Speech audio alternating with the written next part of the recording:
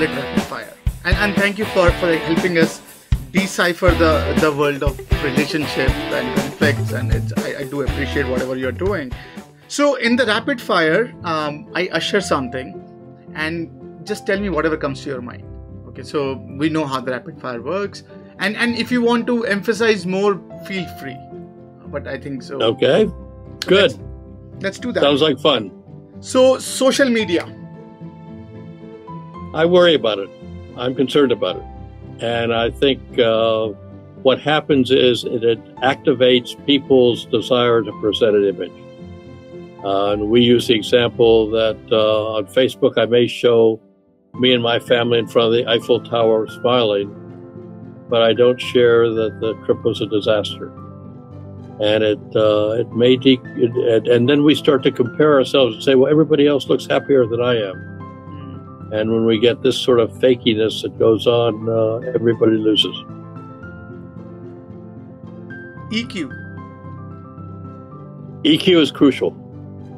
EQ is becoming even more important as work becomes interdependent, becomes more diffuse, it's less objective, we just don't turn out widgets, we have to work out problems.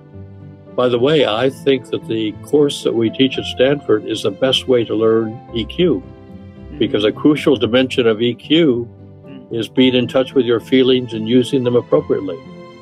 And we think that the book will help with EQ. So fully in support of the centrality of EQ in this world. On that note, IQ? IQ? We overemphasize IQ. It's not the smartest person. It's the person who's able to build connections with others. So when I lecture executives and I say, you may be smarter than any one member of your team, but are you smarter than all of them collectively? And if you are, you're either kidding yourself or you've hired the wrong people. IQ is not to show how smart I am. And this is where we go back to EQ. EQ is building relationships where everybody's knowledge can be brought out. Growth. What? Growth. Growth? I think growth is central to life. I have a wonderful image that I hold. Years ago, I went to a show at the Boston Museum of Art of Renoir's paintings. And apparently Renoir lived to his 80s.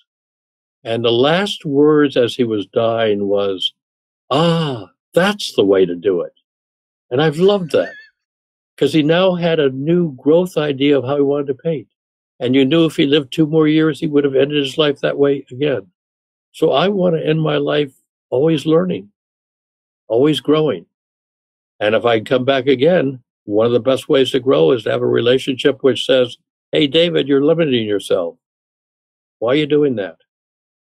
I may not want to hear that immediately, but that's impetus to growth. Fair point. Culture. Culture is everywhere. Culture is multitude. Organizations are a culture. You're bringing your culture from India. You're trying to integrate that with the culture in this country and in the sort of work you do. Culture is the water around us that we often don't notice, as the fish doesn't know water. But culture is something that influences us. It doesn't determine us. Mm-hmm. If we're aware of cultural impact, then we can have more control over how it impacts us. Mental health. I wish we all had more of it. I think that's a problem today. I think the good news is we're starting to recognize this as not a stigma, but like if I get the flu, I'm not a bad person because I have the flu. It's a condition I have, and can I get some help? And I think that the ability to ask for help is important. I've been in therapy. Therapy has been one of the best educational things that I have learned. So that we're concerned about mental health, I think, is a positive sign in our culture. Conflict. Conflict? I think we talked a little bit about that. Conflict is inevitable. Conflict is a sign we need to work. Conflict is not a sign that you're bad or I'm bad or the relationship is bad. It's a wake-up call. And the worst thing we can do is to sweep it under the rug, because then it grows and molds and festers and becomes even worse. Leadership. Leadership is an act of behaviors. It's not necessarily a position. And I've actually written a book which talks about shared leadership. And I think good leaders build conditions where everybody feels like a leader in that team.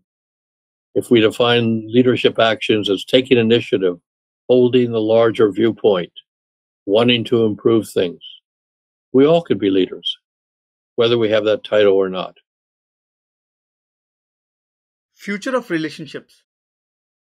I'm sorry? Future of relationships.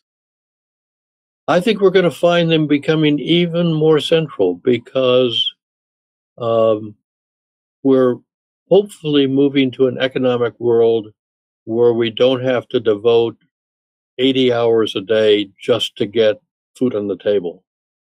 And we're going to have some more free time. And I'm hoping that we turn that into looking at our relationships. I'm doing a paper now which is asking the question, how can children in their late 20s and their parents in their 50s change their relationship from parent-child to one that's more adult-adult? I think the relationships change with time. I've been married 56 years, and the relationship has changed dramatically over the years. It's part of growth we talked about before. And I think we're going to be focusing more and more on having healthy, meaningful relationships. Connection. Connection is the essence. One of the things that we're now finding is that people who don't have connections are more likely to be sick physically, to be depressed, to have mental health problems, and to die earlier. As a species, we need to connect. We need to connect not just because I need somebody to help me fix the fence. We need to connect as human beings.